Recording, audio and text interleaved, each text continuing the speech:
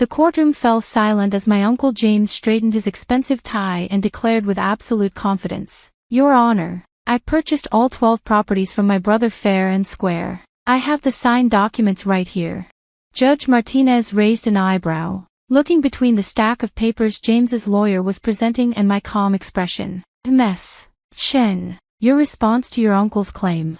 I opened my laptop, maintaining eye contact with James as I connected it to the courtroom's display system. "Your Honor, I'd like to show you a video recorded at Sunrise Valley Nursing Home 3 weeks ago. The date and time stamps are authenticated."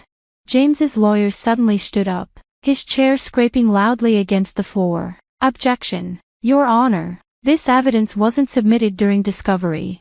"Actually," I smiled, "it was." Page 47 of our evidence list clearly includes a video testimony from Richard Chen, dated March 15th. "Your office acknowledged receipt." The judge nodded. "Objection overruled. Proceed, Ms. Chen." As I pressed play, I watched James's face transform from smug certainty to growing horror. On the screen, my father's face appeared, tired but clear-eyed, as he systematically destroyed James's elaborate scheme to steal our family's legacy. But let me back up and explain how we got here. I'm Anna Chen, 34, a corporate lawyer specializing in real estate transactions. My father, Richard Chen, built a successful property development business from nothing after immigrating to America in the 1980s. Through decades of hard work, he acquired 12 valuable commercial properties across the city. Dad's pride was the Chen Plaza shopping center downtown, but each property had its own story. The apartment complex he bought and renovated for immigrant families, the office building where he gave preferential lease terms to minority-owned businesses, the warehouse he converted into affordable artist studios. Uncle James, my father's younger brother, took a different path in life. While Dad built his business through honest work, James bounced between get-rich-quick schemes and failed ventures. He was always looking for the easy way, the angle to exploit. "Your uncle just needs time to find his path," Dad would say whenever James asked for money. He helped James out of numerous financial holes over the years, always believing his brother would eventually straighten out. 3 years ago, Dad was diagnosed with early-onset Alzheimer's. It was devastating for our family, watching this brilliant, detail-oriented man struggle with basic tasks. My mother Mary became his primary caregiver, but as his condition worsened, we made the difficult decision to move him into specialized care at Sunrise Valley. That's when James started showing up more frequently, always when I was at work. He'd bring documents for Dad to sign, claiming they were routine business matters that Dad had supposedly discussed with him earlier. The nursing staff later told me they felt uncomfortable about these visits, but James would insist it was family business and that he had authority to handle Dad's affairs. I first noticed something was wrong when I was reviewing Dad's quarterly property management reports. Lease payments for several properties had been redirected to new accounts. When I investigated, I discovered paperwork claiming James had purchased all 12 properties for a fraction of their value. The documents were dated over the past year, during periods when Dad's confusion was at its worst. James had taken advantage of his own brother's illness to steal millions of dollars worth of property. Dad would never sell the plaza, I told my mother. He planned to pass these properties to us for community benefit. We need to fight this. But James had prepared well. He had documents, witnesses, all somehow connected to his latest business ventures, and a story about Dad wanting to simplify his affairs before his condition worsened. What James didn't know was that I'd been quietly documenting everything, every suspicious visit, every questionable document, every irregular financial transaction. More importantly, I'd been recording Dad's moments of clarity at the nursing home. Sunrise Valley had an excellent memory care program that helped residents maintain and document their lucid periods. The staff worked with me to record Dad's statements about his properties and his relationship with James. "I would never sell the plaza," Dad said clearly in one recording. "That's for Anna to manage for the community. James knows this. He's trying to steal what I built." We filed a lawsuit to void the property transfers, alleging fraud and exploitation of a vulnerable adult. James countersued, claiming the sales were legitimate and demanding the courts enforce the contracts. That's how we ended up in this courtroom. watching James's carefully constructed scheme collapse as my father's video testimony played on the large screen. In the video, Dad methodically went through each property, explaining its significance and his plans for its future. He directly addressed James's claims, pointing out specific details that proved the sales couldn't have happened as described. The warehouse, Dad said on screen. James claims I sold it last August. I was in the hospital with pneumonia all that month. Check the records. I wasn't signing any documents. The judge leaned forward, clearly engaged. James's lawyer had stopped objecting and was furiously whispering with his client. The plaza, Dad continued. The contract shows I signed it on Mom's birthday. We were all at her celebration dinner. James wasn't even there. He was in Las Vegas that weekend. Check his credit card statements.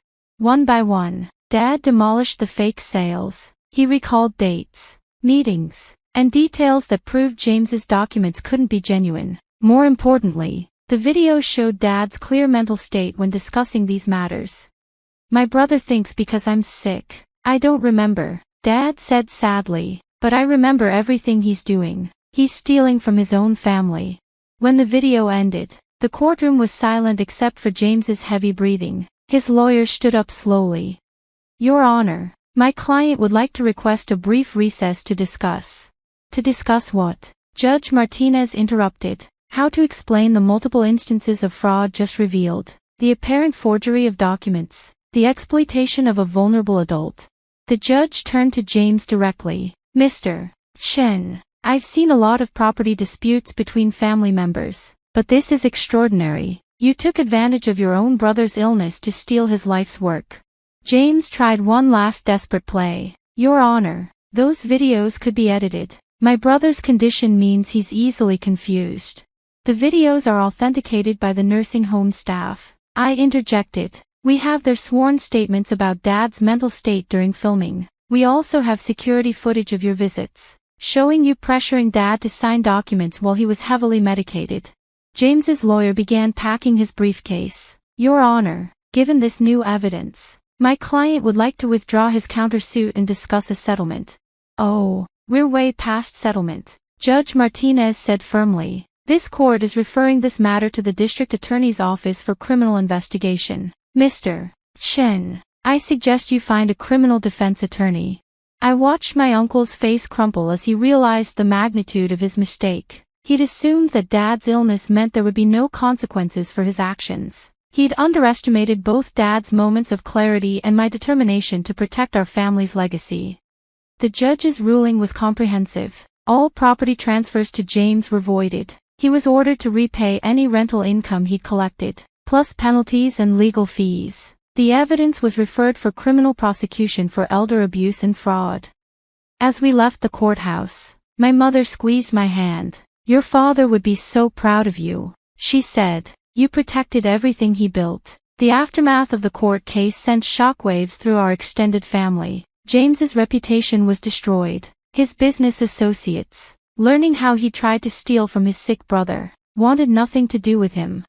Criminal charges followed, resulting in a plea deal that required full restitution and barred James from any involvement in property transactions. He eventually moved to another state, but not before making one last attempt at manipulation. You've ruined me, he told me during a chance encounter at a family funeral. My own niece, destroying my life. No, Uncle James, I replied calmly. You ruined yourself when you tried to steal from your sick brother. I just made sure there was evidence. The Chen Plaza and our other properties continued to serve the community as Dad had intended. I took over management, implementing the plans Dad and I had discussed during his lucid periods at Sunrise Valley. The warehouse artists kept their affordable studios. The immigrant families in our apartment complex stayed in their homes. The minority-owned businesses in our office building continued to grow and thrive. Dad's condition progressed as Alzheimer's inevitably does, but he had moments of joy seeing his properties continue their mission. The nursing home staff would drive him past the plaza, and his face would light up with recognition. Anna manages now, he would say proudly. She understands. It's not just buildings, it's community. The video that exposed James's scheme became a teaching tool at the local bar association's ethics seminars. Estate lawyers used it to demonstrate both the vulnerability of elderly clients and the importance of documenting capacity. James's lawyer was sanctioned by the state bar for his role in the fraud. He admitted knowing the documents were questionable but claimed James had assured him everything was legitimate. A lawyer's duty is to the truth. The Bar Association panel wrote in their decision, not to enabling family members to steal from vulnerable relatives. 2 years after the court case, I was reviewing property records when I discovered something interesting. James had attempted to take out loans against several properties during the period he claimed to own them. The banks had declined their due diligence, revealing issues with his ownership claims. Your uncle tried to leverage properties he didn't own, my assistant explained, showing me the rejected loan applications. The banks saw red flags and reported them, but the reports went to departments that didn't communicate with each other. This discovery led to a new policy at our management company, regular audits of all property records and loan applications, ensuring no one could ever attempt James's scheme again. The criminal case against James concluded with a plea agreement. He admitted his crimes, agreed to restitution, and accepted a ban from any property-related business. The judge, noting the exploitation of a vulnerable family member, also required community service at an Alzheimer's care facility. Maybe working with dementia patients will teach you empathy, the criminal court judge told him, though I doubt it. Mom moved into a cottage on the Plaza property, keeping Dad's vision alive through community programs and events. She started a support group for families dealing with early-onset Alzheimer's, sharing our story as a warning about protecting vulnerable relatives.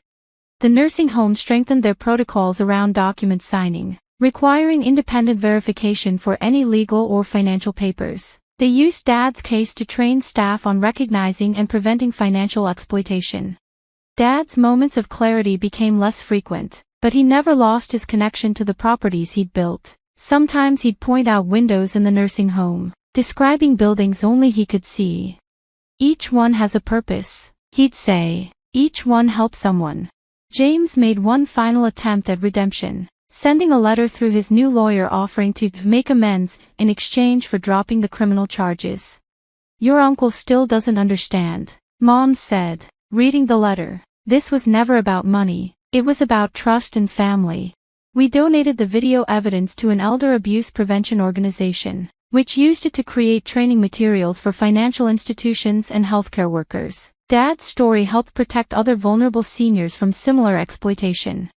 The Chen Plaza thrived under new management policies I implemented based on Dad's original vision. We expanded the community programs, added affordable housing units, and created a small business incubator for immigrant entrepreneurs. This is what the properties were meant for, I explained to a local business journal, not as assets to be stolen, but as resources to build community. James's betrayal had an unexpected positive effect. It brought the rest of our family closer together. Relatives who had enabled his schemes in the past now understood the importance of protecting vulnerable family members. Regular family meetings became a tradition, with transparent discussions about property management and community impact. We established a family council to oversee the properties, ensuring decisions aligned with Dad's original mission. The legal community took notice of our case. I was invited to speak at conferences about elder financial abuse and property fraud. The video evidence became a powerful tool for teaching lawyers about protecting vulnerable clients. Dad's legacy grew beyond the physical properties. The Chen Family Foundation was established, providing scholarships for immigrant students and grants for community development projects. The artist studios in the warehouse produced a collaborative art installation about memory and family, dedicated to Dad. It traveled to galleries nationwide, raising awareness about both elder abuse and the importance of affordable spaces for artists. James's daughter, my cousin Sarah, contacted me a year after the court case. She discovered additional evidence of her father's schemes, attempts to defraud other family members that hadn't succeeded. I found his notebooks, she said, sharing documents that revealed the full scope of his plans. He was going to steal from anyone he could. You stopped him before he could hurt more people. The notebooks became part of the criminal case record, leading to additional charges and an extended ban from financial activities. James's schemes had been more extensive than anyone realized. Dad's condition continued to progress. But the nursing home staff found that visits to the properties could still bring moments of engagement. They developed a therapy program around these visits, helping other residents maintain connections to their past achievements. The courtroom video remained in my office, a reminder that sometimes protecting family means standing up to family. The judge's laughter at James's claims became less important than Dad's clear voice describing his legacy. 5 years after the court case, the Chen Plaza hosted a community celebration of Dad's vision. Tenants, residents, and community members shared stories about how the properties had impacted their lives. Mr. Chen gave us a chance when no one else would, said Mrs. Rodriguez, who'd opened her first restaurant in the plaza 20 years earlier. Now my children have opportunities one never dreamed of. James never attended family gatherings again, his shame or anger keeping him away, but his attempts to steal our family's legacy had only made that legacy stronger, more resilient, and more focused on its original purpose. The properties remained in family management, protected by legal structures I created based on our experience. Future generations would continue Dad's mission of building community through responsible property development. Dad's video testimony, which had exposed James's fraud, became part of our family history. It showed not just the defeat of a deception, but the strength of a man who, even facing cognitive decline, fought to protect what he'd built for others. The judge's laughter at James's claims was just a moment in court, but Dad's vision for his properties continues to change lives. His legacy isn't just in buildings or legal victories, but in the communities that thrive because he understood that property ownership comes with responsibility.